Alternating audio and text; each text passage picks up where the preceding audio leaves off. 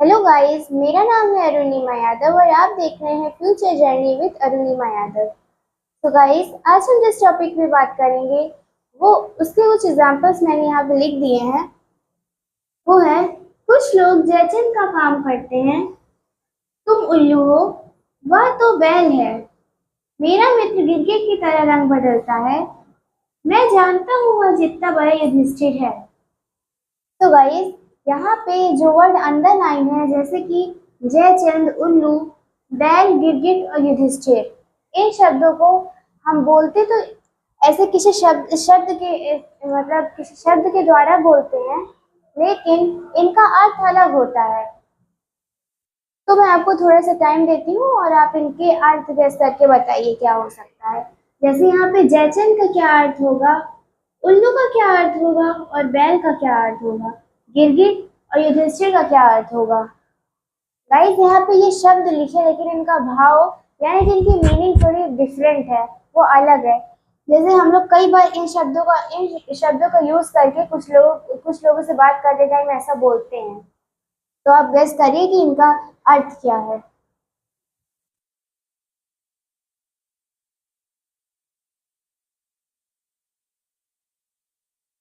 तो मैं बिल्कुल देरी ना करते हुए अब मैं इसके अर्थ बता देती हूँ। तो गाइस, यहाँ पे जयचंद का अर्थ है देशद्रोही। देशद्रोही जैसे हम कहीं कहीं भी बोलते हैं कि कुछ लोग जयचंद का काम करते हैं, तो जयचंद का मतलब होता है देशद्रोही, यानी कि जो जो कि मतलब जिस टीम में हो उस टीम के उल्टा काम करे, दूसरी टीम को उस टीम की बातें बता दें। ऐसे कई सारे लोग घर पे भी होते हैं जो घर की बातें लीक कर देते हैं। ऐसे लोगों से हमेशा बच के रहना चाहिए और उन्हें अपना कोई भी सीक्रेट नहीं बताना चाहिए। उसके बाद है उल्लू। तो उल्लू का अर्थ होता है अज्ञानता। उल्लू अज्ञानता का प्रतीक होता है, इसलिए हम लोग कहीं कहीं बोलते हैं, कुछ लोगों को बोलते हैं कि वह तो उल्लू है। तो यानी कि हम बोलते हैं वह अज्ञान है, उसके पास कोई ज्ञान नहीं है, इसका यही अर्थ होता है। फिर बैल। बैल का अर्थ होता है मूर्खता या काम। जैसे कि घर पे कई कई बार जो औरतें होती हैं वो बोलती हैं हम दिन भर बैल की तरह काम करते हैं। उस टाइम उस सेंटेंस से बैल का मतलब होता है काम। और कई कई लोग बोलते हैं कि वह तो बैल है, तो उस सेंटेंस में बैल का अर्थ होता है मूर्खता। तो बैल का अलग अलग सेंटेंस में अलग अलग मतलब होता है और उसके बैल के दो अर्थ निकलते हैं, मूर्खता और काम। फिर है गिरगिट। गिरगिट का मतलब अस्थिर मन। जैसे कि अस्थिर मन, जैसे कि एक बच्चा पहले बोलता है कि हमें ये चीज खाना है, उसके बाद बोलेगा नहीं हमें दूसरी चीज खाना है, तो उसे लोग बोलते हैं ये गिरगिट की तरह रंग बदलता है। वैसे ही अगर किसी का मन अभी दुखी हो, अचानक से वो हंसने लगे, तो लोग कहेंगे कि गिरगिट की तरह रंग बदलता है। उसके बाद युधिष्ठिर यानी कि न्यायप्रिय। युधिष्ठिर का जो अर्थ होता है, मतलब युधिष्ठिर न्यायप्रिय का प्रतीक है। न्यायप्रिय लोग वो होते हैं जो न्याय न्याय उनको बहुत पसंद होता है, तो उन्हें न्यायप्रिय कहते हैं। और युधिष्ठिर का मतलब होता है न्यायप्रिय। जैसे हम लोग कई बार बोलते हैं मैं जानता हूँ वह जितना बड़ा युधिष्ठिर है, तो इसका अर्थ हुआ मैं जानता हूँ वह जितना बड़ा न्यायप्रिय है। सो गाइस, यहाँ पे मैंने फिर से कुछ शब्द लिख दिए हैं, अब आप इनके अर्थ बताइए। तो वो शब्द हैं जैसे कौआ, तोता, शेर, बंदर, कुत्ता, हंस, हाथी, कर्ण, रावण, हरिश्चंद्र और सांप। तो इन शब्द का भाव क्या है और एक वाक्य में इन शब्दों का अर्थ क्या होता है, तो वो आप गेस करिए। मैं आपको थोड़ा सा टाइम देती हूँ, आप गेस करके अपना आंसर कमेंट में बताइए।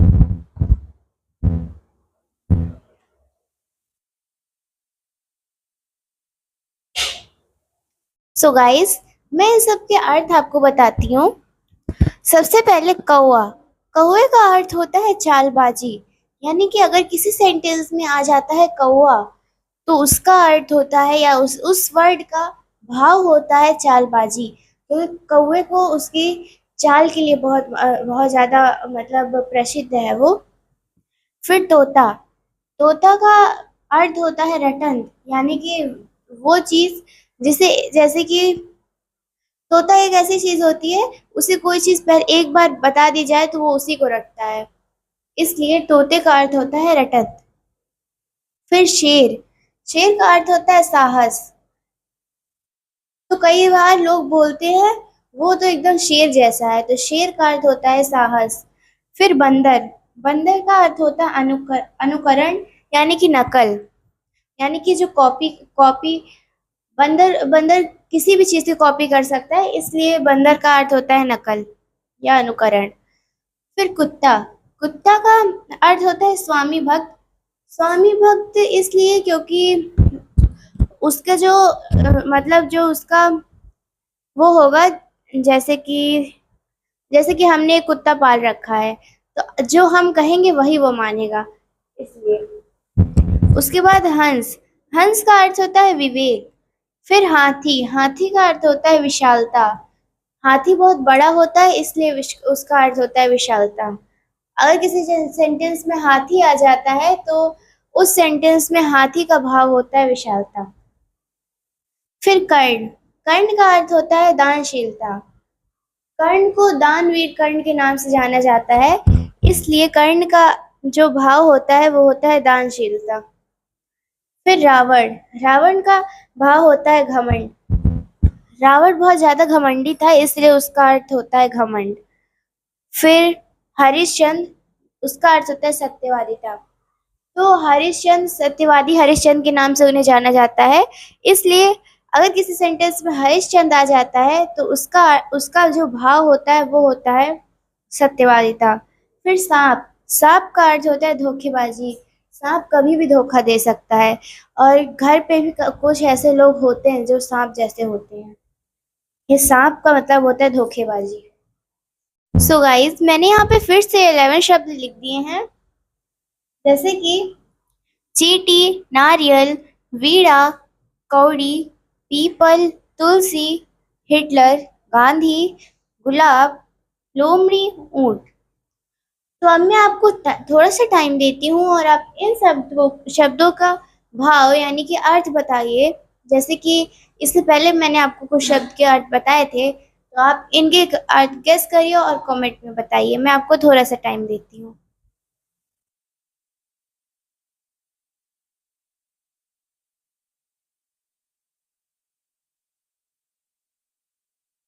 सो गाइस, अब मैं इनके अर्थ बता देती हूँ आपको।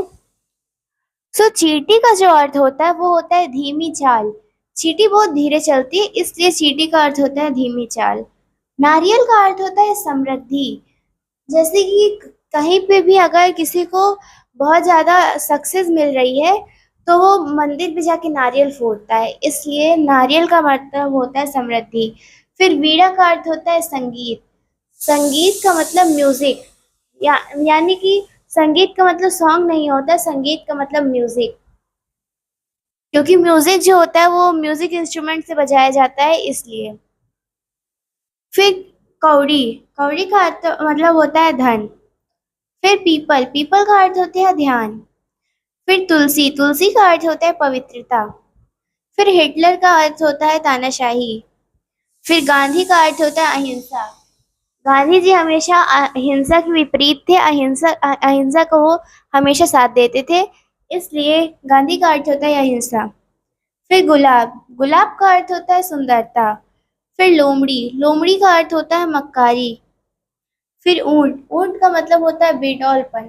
बेडौलपन मतलब जो देखने में अच्छा ना बना हो, अजीब सा हो, उसका, तो ऊंट का अर्थ होता है बेडौलपन।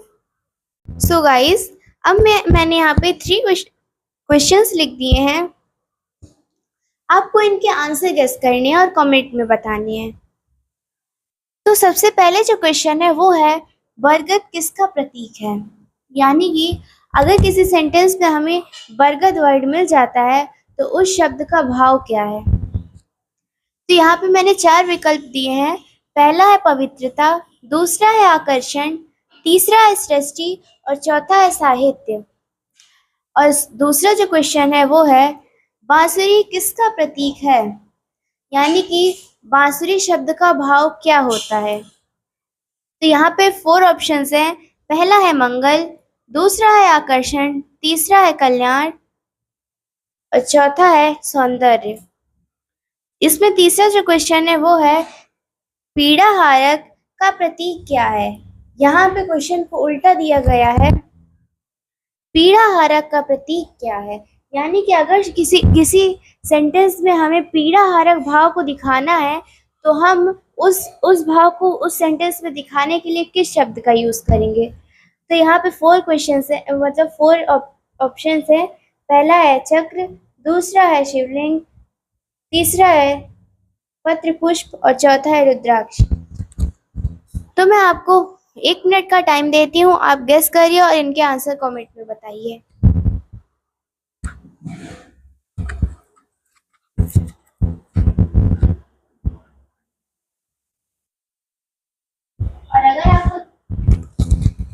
और अगर आपको नहीं पता चलता है तो मैं आपको अभी बता दूंगी।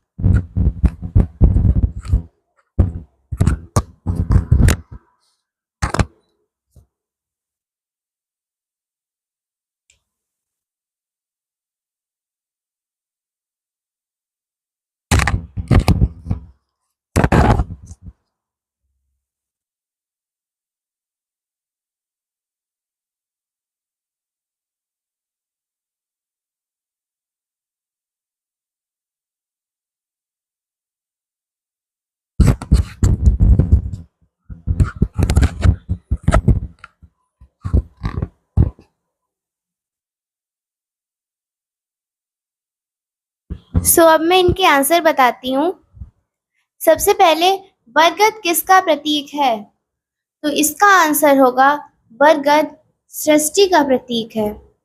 जिसने सही गेस किया था उनको बहुत अच्छा, और जिन्होंने नहीं गेस किया, जिन्हें नहीं पता चला था, वो अब देख लें। फिर दूसरा क्वेश्चन है बांसुरी किसका प्रतीक है, तो बांसुरी प्रतीक है आकर्षण का। और तीसरा नंबर पीड़ाहारक का प्रतीक क्या है, तो पीड़ाहारक का प्रतीक है रुद्राक्ष। जिसके तीनों आंसर सही थे वो कमेंट में यस लिखें। तो गाइज मैंने यहाँ पे फिर से आपको 3 क्वेश्चंस दे दिए हैं। तो यहाँ जो फर्स्ट क्वेश्चन है वो है प्रसन्नता का प्रतीक क्या है। तो यहाँ पे मैंने 4 ऑप्शंस दिए हैं। पहला ऑप्शन है हाथ, दूसरा ऑप्शन है कमल, तीसरा ऑप्शन है बिल्व और चौथा ऑप्शन है वो है शंख। और इस पे आपको विचार करना है और अपना आंसर कमेंट में बताना है। अगला क्वेश्चन है दधीचि किसका प्रतीक है, तो इसमें 4 ऑप्शन है। पहला ऑप्शन है आत्म बलिदान, दूसरा ऑप्शन है दुविधा, तीसरा ऑप्शन है दान और चौथा ऑप्शन है साहस। फिर अगला नेक्स्ट क्वेश्चन है कौन सा युग्म गलत है। यहाँ पे आपको 4 युग्म दिए गए, यानी कि 4 जोड़े दिए गए हैं, उसमें से 3 सही है और 1 गलत है। आपको गेस करके बताना है कौन सा गलत है। तो जो पहला जोड़ा है वो है शंख, जिसका भाव होता है सत्व। और अगला ऑप्शन है बिल्व, जिसका भाव होता है कल्याण। अगला ऑप्शन है हाथ, जिसका भाव होता है मंगल। चौथा ऑप्शन है तुलसी, जिसका भाव होता है स्वास्थ्य। तो इसमें से एक ऑप्शन गलत है, आपको वो ऑप्शन गेस करके बताना है। मैं आपको थोड़ा सा टाइम देती हूँ, अपना आंसर गेस करके कमेंट में बताइए।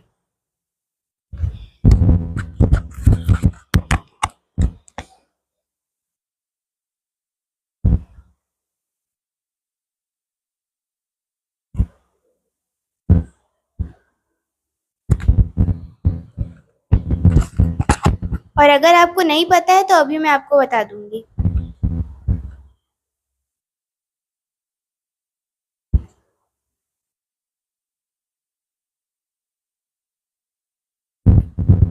टाइम वेस्ट ना करते हुए मैं अब इनके आंसर बताती हूँ।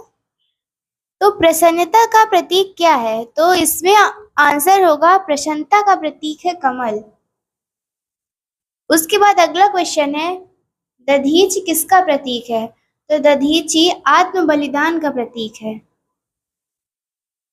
उसके बाद है कौन सा युग्म गलत है, तो यहाँ ये डी नंबर जो है, तुलसी का अर्थ स्वास्थ्य। तो तुलसी का अर्थ स्वास्थ्य नहीं होता है, तुलसी का अर्थ पवित्रता होता है। तो इसलिए ये वाला ऑप्शन सही होगा।